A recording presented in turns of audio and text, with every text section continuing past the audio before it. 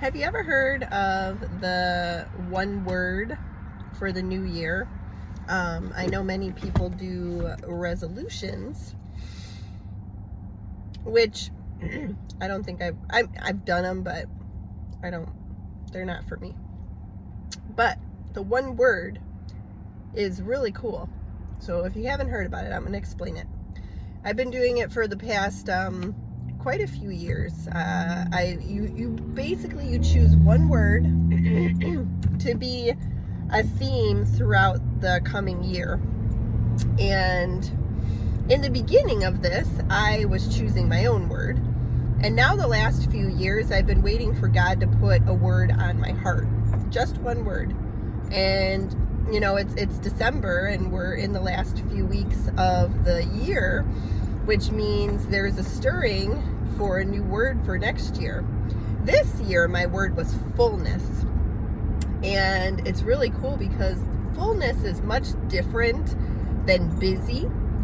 Fullness comes from within and bubbles over. And usually there's a verse that will correspond with it. You know, like when God gives me the word, I also come across a verse that, that coincides with it. And then that kind of connects all the dots. So this year, my word has been revealed, but I usually won't say anything about it. I won't tell the people in my house about it.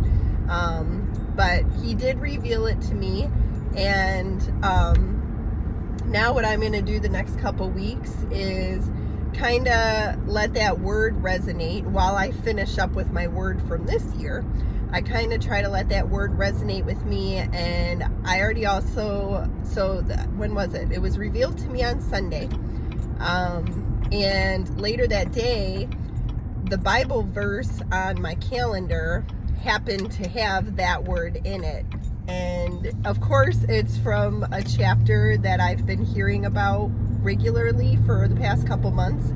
So it's really interesting. That's kind of a summary of how God kind of reveals the word to me. It was one of those simple things, the word comes and then I roll with it.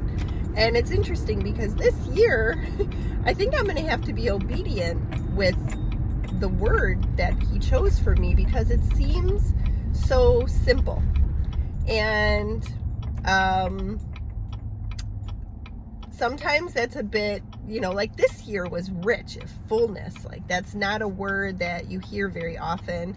And the word that was revealed to me for next year, it's a word you hear all the time. So I don't know why, but for some reason that always kind of is like, kind of disappointing. But I'm gonna use it unless he reveals a different word to me, which he has done in the past, where it's like there'll be one word that I've pretty much committed to, and then it gets switched at the last minute. I feel like it's like naming a baby.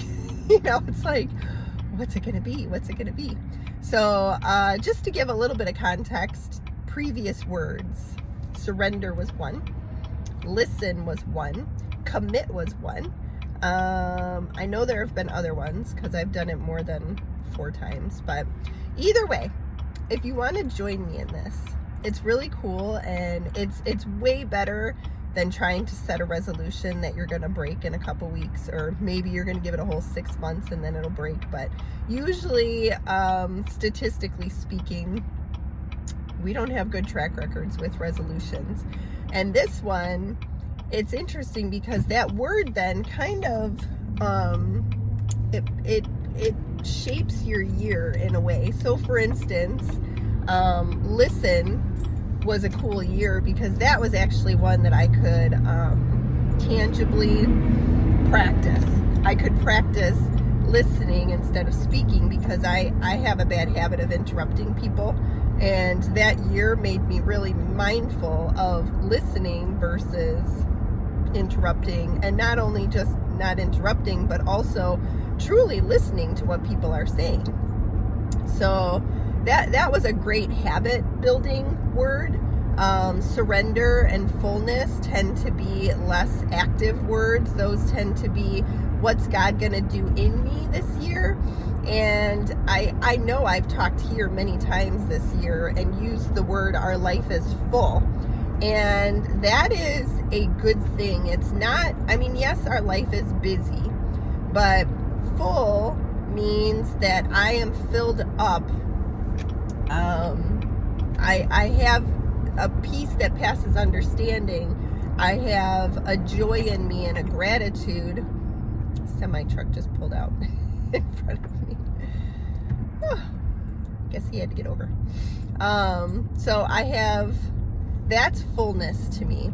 And I know the verse, I only remember a summary of it, but in his presence is fullness of joy. I believe that's how it goes. But anyways, are you gonna do it? Are you gonna pick a word? Or are you gonna you could either pick the word or you can pray about it and ask God to pick the word. But it truly can only be one word. That's the trick. Sometimes, you know, you want to make it a statement or something with more than one word. Just don't do that. Pick one word. And I would love to hear it in the comments if you come up with something and you want to share. Have a great day.